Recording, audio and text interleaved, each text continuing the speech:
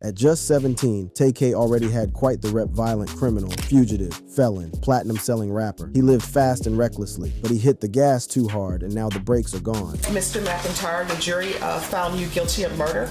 Your punishment is to be assessed at 80 years in the prison. This is the moment Tay-K reacts to his shocking prison sentence, and his reaction says more than words ever could. Let's break it down.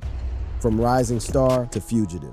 Texas rapper Tay-K, the viral face behind the 2017 banger, The Race, just caught another major L in court, and it's safe to say this one's for life. Yup, Tay-K, real name Taymor McIntyre, just got hit with an 80-year sentence after being found guilty of murdering San Antonio photographer Mark Saldivar. The verdict dropped on Tuesday, April 15th, with a jury handing down the decision after convicting him earlier this week. Now, before you say, wasn't bro already locked up? Yeah, you thought right, he was. Tay-K is already serving 55 years for a separate murder case, but with this new conviction, he's officially looking at spending the rest of his life behind bars. What we don't know yet is if those sentences will run together or be stacked back to back, aka concurrently or consecutively. As for parole, still unclear if he'll ever get a shot. The court didn't make that part public, and Tay-K, he's been dead silent so far. No public statement, no response, not even a tweet, and it's also unknown if he plans to appeal the sentence. Now here's the wild part. This whole case dates back to 2017, when Tay-K was already a fugitive on the run, fresh off an ankle monitor escape while on house arrest. This wasn't just a random act. The shooting went down in San Antonio, and the setup sounds like something straight out of a true crime documentary. Key testimony came from none other than Joanna Reyes, Tay-K's ex-girlfriend, who turned state witness after cutting a deal. She was originally accused of being the getaway driver, but flipped and pled down to a charge of tampering with evidence. According to Reyes, she set up a photo shoot with Saldivar. Tay-K, Saldivar, Reyes, and two others all rolled up in one car, but things turned sideways real quick.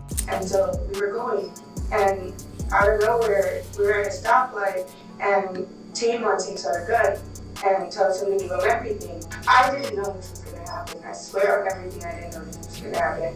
And they all just started fighting. Reyes told the court that Tay-K pulled a gun on Saldivar and tried to snatch his backpack. When Saldivar refused, the crew allegedly jumped him, leading to a fight where Saldivar ended up on the hood of the car. That's when things got even darker. Reyes said Tay-K aimed the gun at her and told her to get Saldivar off the car. When she didn't move fast enough, Tay allegedly opened the door, leaned out with one leg, and fired the shot that killed Saldivar. I didn't know what to do, and then the guy said something and he kicked it through. He tried kicking me through the windshield, and then that's when Taymor did that. What did he do? He shot him. Reyes also admitted she didn't speak out right away, said she was scared for her life, and that Tay had made threats against her and her family if she ever talked. So now, with this latest conviction, Tay-K's rap career and his freedom are basically over. The kid who once went viral running from the law just hit a dead end. Alright, so who is Tay-K, and how did a 25-year-old with a viral rap hit end up with back-to-back murder convictions and a rap sheet longer than his discography? Let's break it down because this story is wild. If you're not tapped in, Tay-K, real name Taymor Trayvon McIntyre, was born on June 16, 2000 in Long Beach, California. When he was around 10, his family relocated to Arlington, Texas, and that's where things started to take a dark turn real fast. Life in Arlington wasn't all sunshine and studio sessions. The streets raised him more than his parents ever did, but Tay-K's saga didn't really hit the headlines until his mid-teens, when the streets started pulling him in heavy. It all started on January 1st, 2016. Tay was just 15, sitting in a car, when his bandmate Eric Johnson got into it with a woman named Sarah Muchlener. The argument ended with Johnson shooting and killing her. Tay-K didn't catch charges on that one, but it definitely set the tone. Johnson got 44 years for that shooting. We, the jury, find the defendant, Eric Jamal Johnson, guilty of the offense of murder. However, it was clear Tay was already riding shotgun to trouble. Now here's where it goes full true crime doc. In July 2016, 16-year-old Tay-K joined 6 others in a home invasion in Mansfield, Texas. They were targeting a local dealer named Ethan Walker, trying to rob him of cash and product. But it went sideways, and Walker got killed. And another guy, Zachary Belote, was shot but survived. And get this, Tay-K was the one who recruited a trigger-happy shooter for the job. That shooter, Letharian Devontae Merritt, got hit with a capital murder conviction in 2018 and is now doing life without parole. He even tried to appeal, but yeah, not looking good. After the botched robbery, Tay-K got arrested and charged with capital murder. But since he was only 16, they put him on house arrest. Now this is where Tay-K wrote his own legend. On March 27, 2017, he cut off his ankle monitor, dipped, and let the world know what time it was with a now infamous tweet.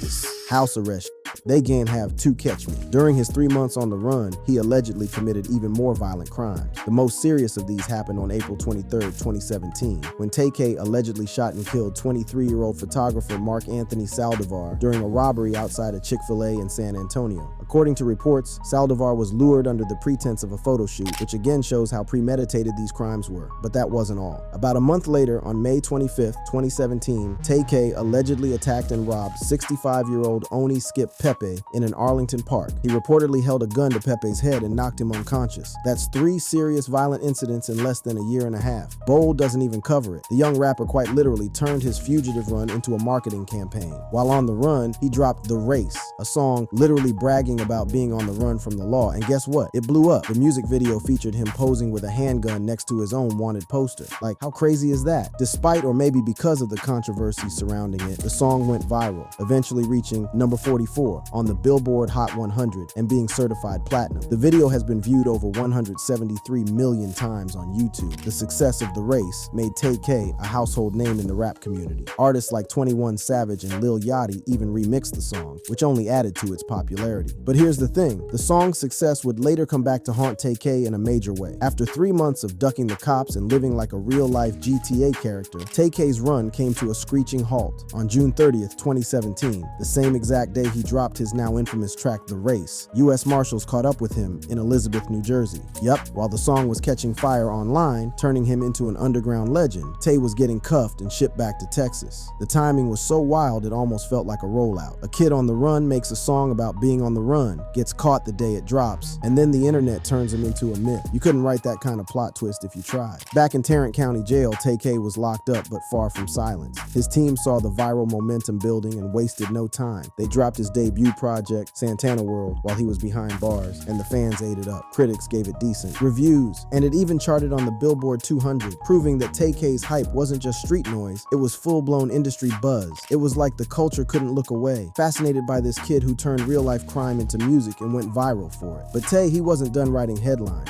On August 2nd, 2018, dude got caught with a whole phone in his sock. And what did he do with it? Posted a flick from jail with the caption, "Live from the gates of hell # free me." Like bro, even behind bars, he was still trying to feed the image, still playing into the bad boy persona. It was like he couldn't or wouldn't let go of the outlaw narrative he built for himself. Authorities weren't having it though. They moved him to the maximum security Lon Evans Correction Center and threw him in solitary, locking him down 23 hours a day. You'd think that would cool him off, but nope. On March 1st, 2019, Tay-K got hit with more drama after he was accused of trying to form a prison gang called Rug Rats to rival Puro Tango Blast. At this point, it was giving straight to streaming series energy. While all that madness was unfolding behind bars, things on the legal front were heating up fast. The family of Mark Saldivar, the photographer allegedly shot during Tay's fugitive run, filed a wrongful death lawsuit in June 2018, asking for over $1 million.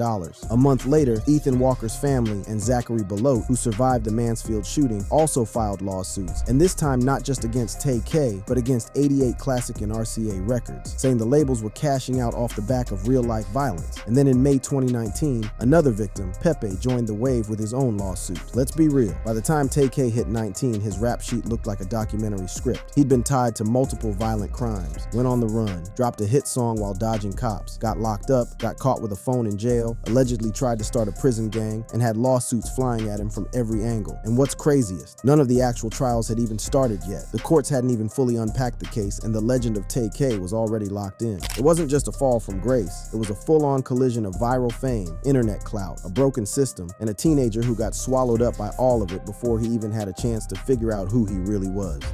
The trials and tribulations. After the feds dragged Tay-K back to Texas from New Jersey, reality hit like a freight train. He wasn't just some teen rapper gone viral anymore. He was now facing a capital murder charge tied to the July 2016 home invasion that ended in the death of 21-year-old Ethan Walker. Tay's team tried to argue he wasn't the shooter, that he didn't pull the trigger, that he didn't mean for anyone to die, but the state wasn't buying any of it. Their stance was simple. He helped plan the robbery, he played a part, and under Texas law, that was enough to pin the murder on him. And of course the defendant should have anticipated all this. He should have anticipated, because you know how he knew what was going to go down that night and what the risks were for his conspiracy? Because he wanted his own gun.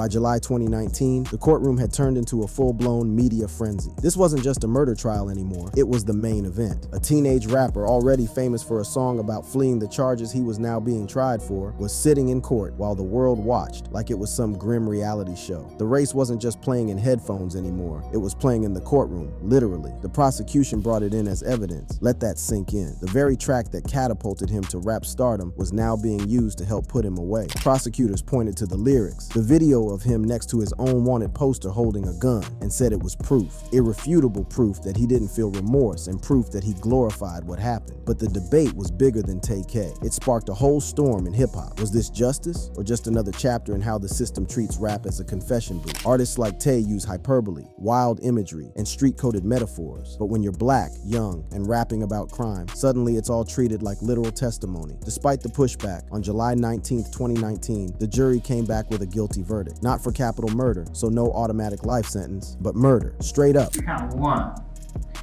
We the jury find the defendant, Tamar Trayvon McIntyre, guilty of the lesser included offense of murder.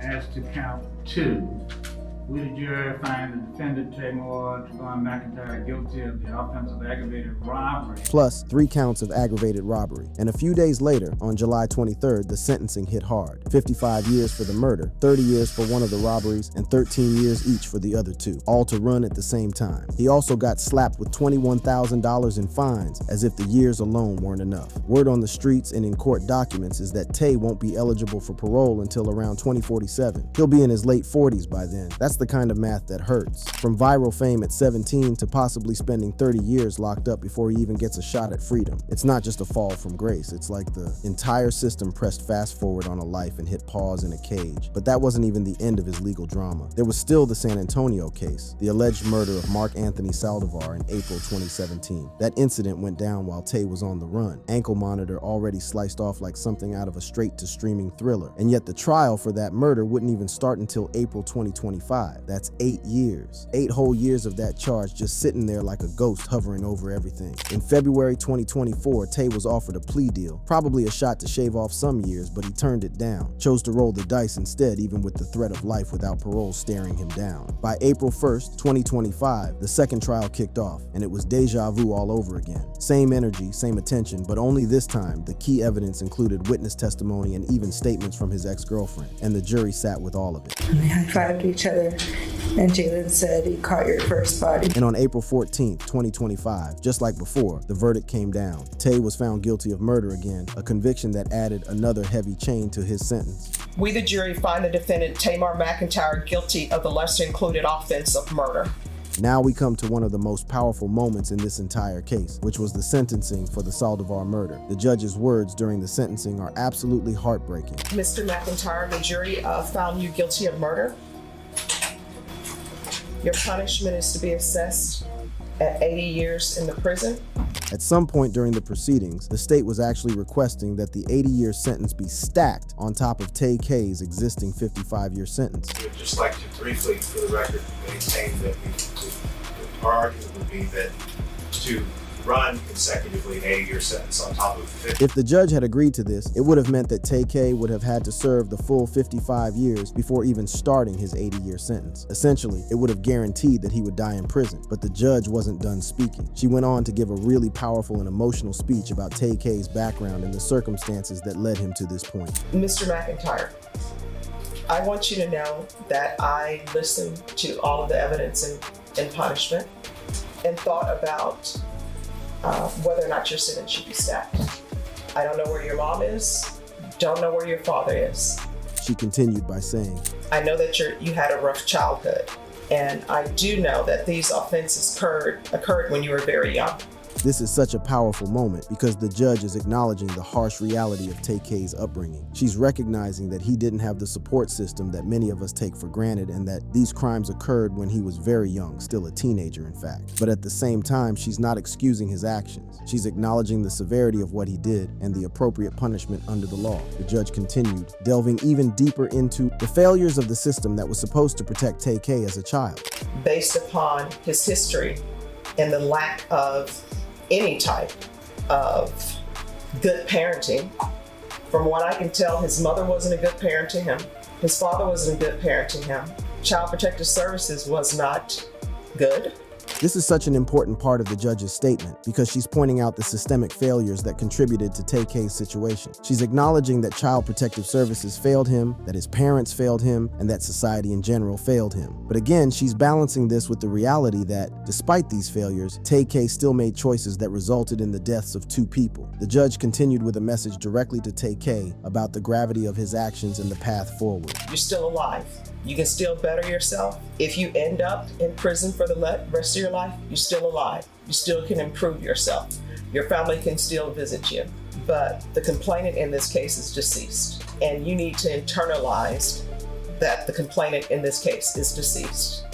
This is such a powerful moment because the judge is reminding Tay-K of the permanent consequences of his actions. She's telling him that no matter how much time he serves in prison, he still has life, something that his victims will never have again. It's a sobering reminder of the real impact of violent crime. And just like that, the gavel dropped, and the judge ruled that Tay-K's 80-year sentence for the Saldivar murder would run concurrently with his already heavy 55-year bid for the Walker case. Translation, he's doing both stretches at the same damn time. On paper, that sounds like a win. Like, sure, it could have been worse, but let's be real, when you're already serving half a century, adding 80 more to the mix doesn't really change the view from behind the bars. Whether it's 55 or 80, freedom is a ghost that's nowhere near the timeline. But wait, it gets crazier. Word on the street, and in a few court whispers, is that Tay-K might not be done yet. There are rumors of 2 more cases possibly creeping around the corner. Nothing confirmed, but the whispers are loud enough to catch attention. And while it's hard to imagine stacking more time on top of what he's already carrying would make a difference legally, the weight of it all keeps growing. It's like watching a star burn out in slow motion. A teenager who turned his fugitive story into a Billboard hit, now watching the rest of his youth, his 20s, his 30s, maybe even his 40s and 50s, dissolve inside a cell.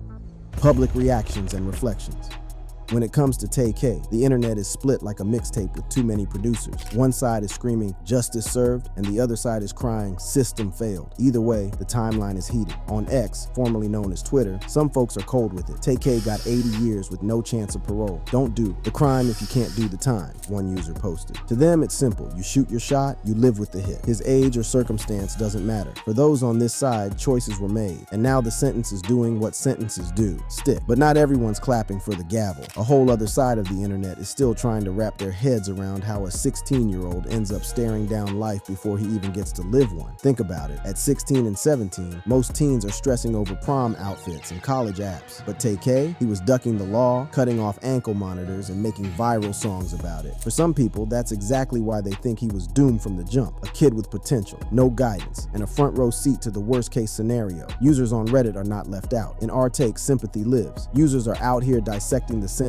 like they're on the defense team, and many believe Tay-K really get hit harder than the masterminds of the robbery. That's the convo. And honestly, it's a fair question. The scales of justice don't always balance when you're young, black, and caught in a viral mugshot. But take 2 clicks over to our Playboy Cardi, and the energy flips instantly. Somebody straight up said, if you look into the stories of the crimes and the lives he ruined, you lose all empathy. He's a demon. It's not about the age or the bars, it's about the bodies and the trauma. For them, there's no redemption arc here. Then there's the rap debate, because of course there is. The Race, the track that made Tay-K, has been considered a legend and a liability. In our hip-hop heads, they're still debating whether the court should have been allowed to use his lyrics as evidence. Like, yes, he flexed next to his wanted poster with a gun, but does it matter? Some say rap is storytelling, others say he snitched on himself with an 808. The judge thought the song was dangerous enough to deny bond, and suddenly, hip-hop's freedom of expression looked like a courtroom exhibit. But perhaps the most heartbreaking discourse? The what could have been talk. Reddit users waxed poetic about Tay-K's potential, like he was the next rap messiah cut down before the resurrection. One said, if he was out right now, he'd be bigger than half the rappers in the game. In another universe, Tay-K's name might be on tour flyers, not court dockets. Maybe he would have had a platinum album. Maybe he would have matured. But right now, all we have are maybes. Then again, not everyone was sold on the dream. One blunt Redditor even said, Tay-K was not no exceptional lyricist. His cadence is basic. This perspective suggests that the real tragedy isn't the loss of a potential rap superstar, but rather the lives that were cut short because of Tay-K's actions. What makes Tay-K's case so wild, so layered, so unsettling isn't just the crimes. It's the way his whole situation sits at the crossroads of bigger problems we still don't know how to solve. This wasn't just a murder trial. It was a mirror held up to America's justice system. And the reflection, not pretty. Let's start with the age thing. Tay-K was 16 when it all started. Not even old enough to legally vote, drink, or rent a car. But he was tried as an adult, like he was some seasoned career criminal. That's legal in Texas and in a bunch of other states too, but it's still one of those courtroom decisions that makes people ask, at what age does someone actually get to stop being a child? Because the line keeps moving, especially when the defendant is young, black, and already seen as a threat. Then comes the age-old debate of rehabilitation versus punishment. The judge talked about how Tay-K still has a chance to better himself. Cool, but let's be real, how do you rehabilitate someone you're not even planning to release until they're old enough to forget their own lyrics? 80 years is a lifetime. So when we talk about growth and change behind bars, it starts to feel like lip service. A pat on the head on your way into a cell you'll never leave. But this story doesn't stop at the courtroom door. The industry didn't help either, because let's not lie, the race popped because of the drama. The story sold the song, the mugshot, the ankle monitor, the headline.